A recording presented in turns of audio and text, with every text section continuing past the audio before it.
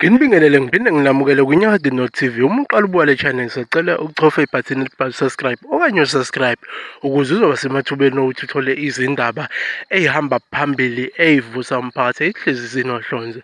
Bafowethu, iy'ndaba zanamhlanje zithi uMthandeni uMfowamaNqele usesolise ividiyo yakhe esemdletsheni lapha ethi uKhuzani Mfowamposi usemxolele kakhulu ngenxa ukuthi ugcine ehlukanisa unyaka laphaya ukhuzini ngomkhoshosho. Indlela akachaze ngayo lapha kukhona lapha evidweni yakhe elapha emdletsheni bafowethu, ngoba sazi ukuthi uKhuzani Mfowamposi uhlukanise unyaka ngengoma yakhe ethi umjolo lo. Ake ngiyidedele-ke ividiyo etrenda kakhulu kulezi nsuku, ngiyidedele niyizwe nina msalofu.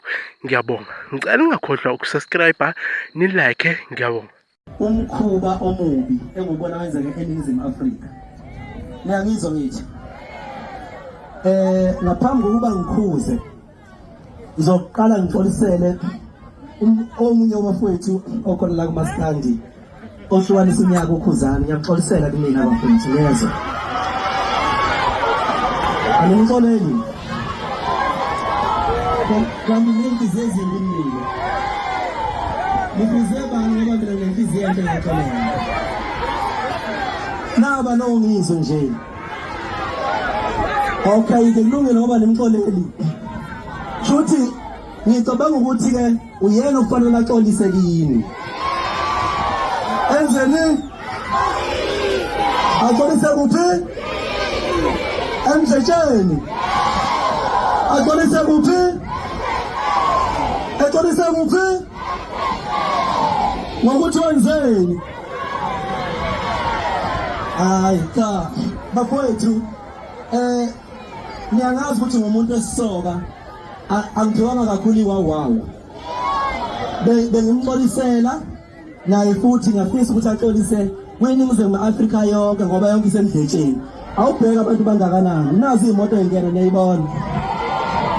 Isangena ezinye ngithi niyabona.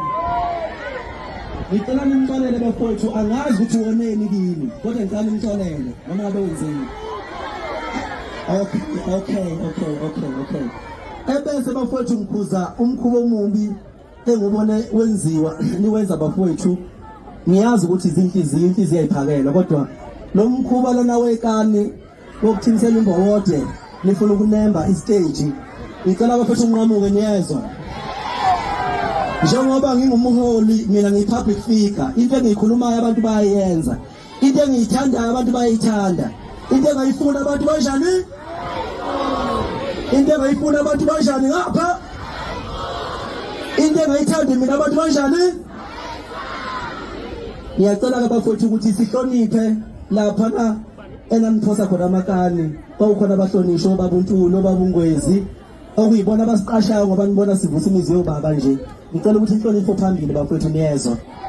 Ngicela lapha niphathe kahle nakweminye imicimbi manisuka la emdletsheni bengizonikhuza.